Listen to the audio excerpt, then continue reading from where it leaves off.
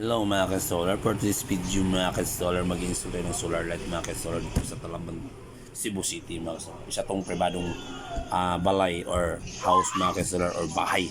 So maglagay tayo ng ano dito, solar light.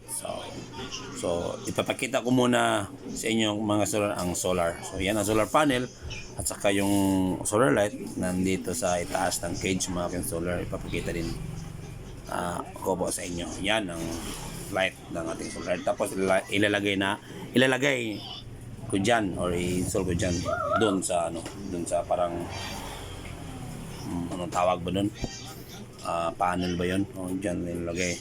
So let's go. Yun yung mga solar.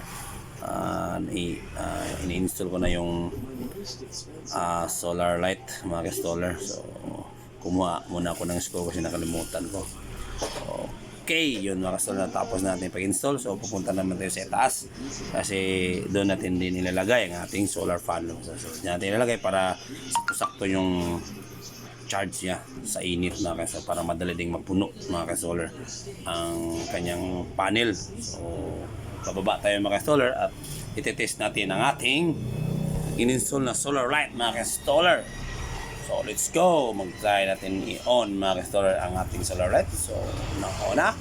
Okay, tapos ating i-auto mga ka-solar para kapag gabi automatic siya mag-on ang kanyang light. Kapag umaga naman automatic siya mag-turn off at saka mag-charge mga ka-solar. So dyan na lang, keep safe, ang God bless ulit mga ka-solar.